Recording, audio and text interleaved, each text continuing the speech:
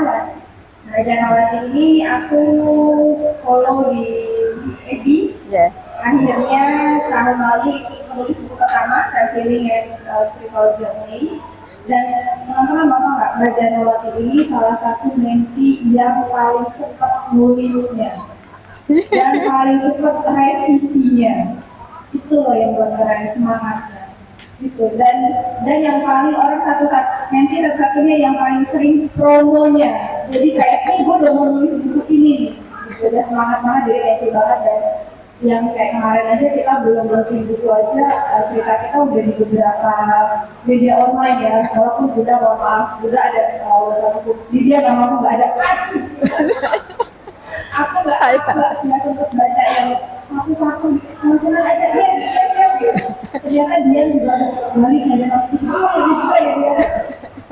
So saking excitednya kadang kita tetap namanya ada namanya quality control gitu ya. Tapi kita belajar di sini saling memaafkan dan itu move on dan nggak bisa direvisi sayangnya ya Mbak Jana ya. Oke. Nah, Mbak Jana yang pertama itu cerita tentang self healing and spiritual journey. Di situ Mbak Jana cerita tentang perjalanan healing dan spiritual. Nah, sekarang ini perempuan bangkit apa Mbak? Yang Mbak buku ini nanti perjalanan bangkitnya kenapa di situ? Karena kan waktu itu Mbak nanya, kenapa milih aku gitu ya? Ini kalau aku nanya, kenapa milih aku? Silakan Mbak.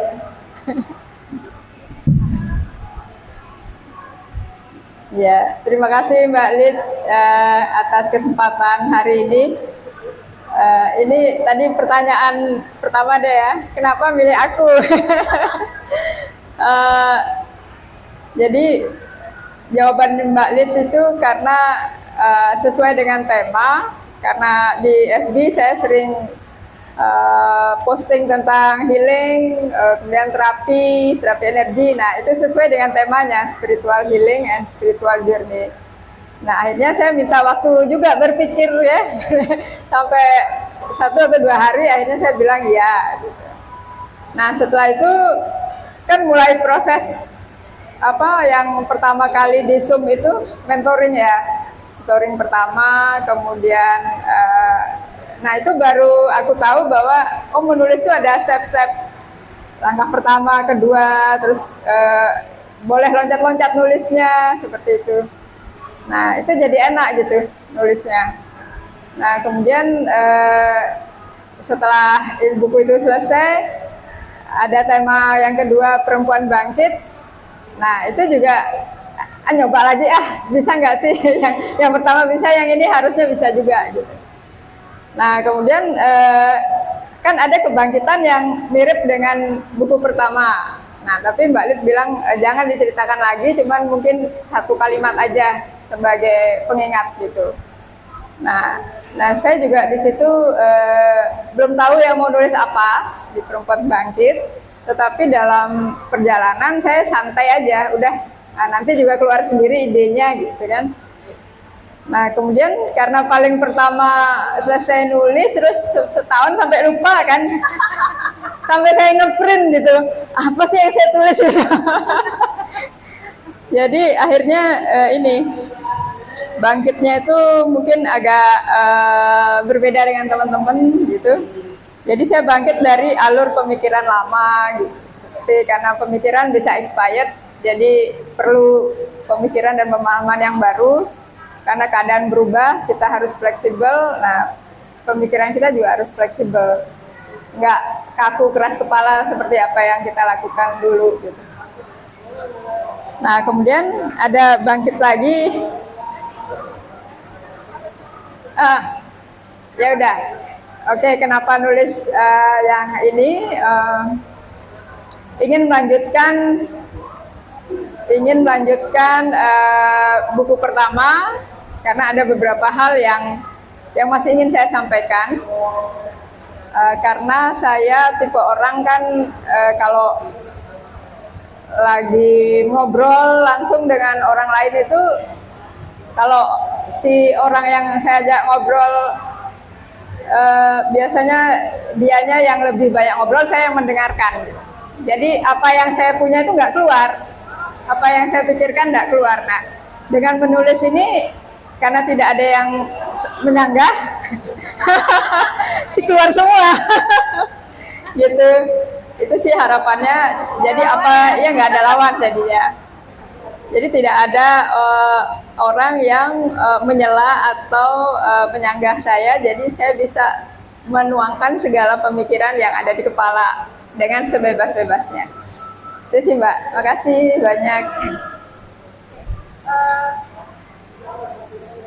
Pertanyaan kedua kalau jadi aku mau menanyakan dua pertanyaan yang tadi yang pertama, yang kedua ini banyak udah jawab tuh. Yang tadi lebih umum kenapa nulis dan sekarang adalah tema kita adalah perubahan bangkit. Jadi pertanyaannya Mbak Jana jawab nanti sini ya. Tema ini adalah perubahan bangkit sebenarnya agak berat teman-teman. Agak berat karena ada teman-teman juga yang berpikir gue bangkit dari apa? Karena dia nggak merasakan sedang bilang bangkit itu ada proses jatuh dan sebelumnya itu ada proses puncak kan. Jadi bangkit itu proses, kalau bangkit itu perjalanan. Jadi ada yang merasa belum banget harus bangkit. Nah tapi teman-teman yang menulis buku ini dan sudah lolos dari 25 orang itu pasti ada momen ini kalau satu tulisan gitu. Tadi kalian bilang ada beberapa. Yang paling kena itu gimana? Ya, ini seperti namanya doa perubahan bangkit. Karena kalau nggak kena pasti nggak akan menulis juga karena nggak ada feelnya, gitu ya. Itu bagiannya gimana? Apa yang membuat memilih akhirnya tempat bangkit ini kayak lagi ini saatnya aku menulis sesuatu yang nggak bisa promosiin orang. Ya, makasih Mbak. Jadi yang diantara sub-sub judul yang saya buat itu yang paling utama adalah bangkit dari alur pemikiran lama karena itu merupakan kayak pintu gerbang gitu. Jadi pemikiran lama itu kan menghambat saya untuk maju. Mindset maksudnya. Jadi kalau saya bertahan dengan pemikiran yang lama, nah itu menghambat saya untuk maju. Sedangkan keadaan semua berubah. Waktu itu kan masuk pandemi gitu, jadi semua berubah gitu.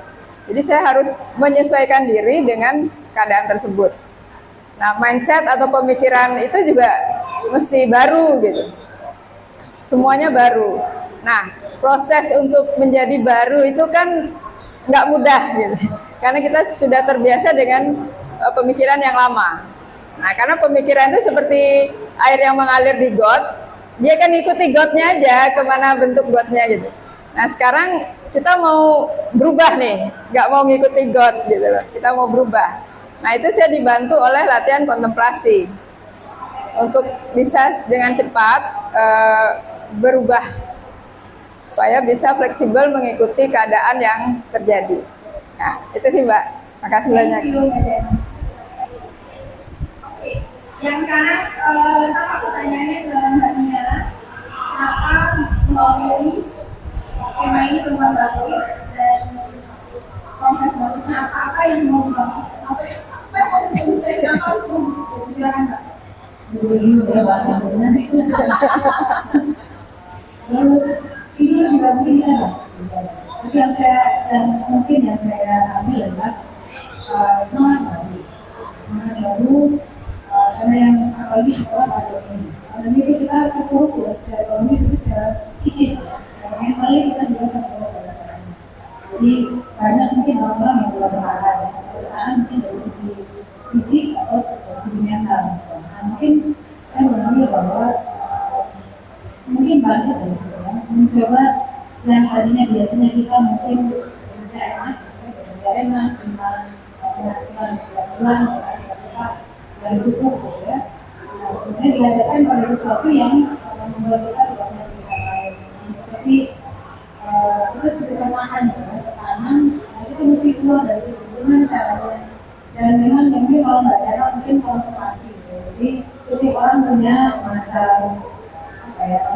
dan komposisi sendiri. Mungkin inilah. Saya mungkin dengan cara menulis ini, saya membangunkan diri saya sendiri bahwa ternyata mungkin dengan menulis kita memberikan semangat baru dari kita sendiri. Kita bangkit dari sesuatu yang tadinya kita tidak bisa, dan mungkin membutuhkan orang lain itu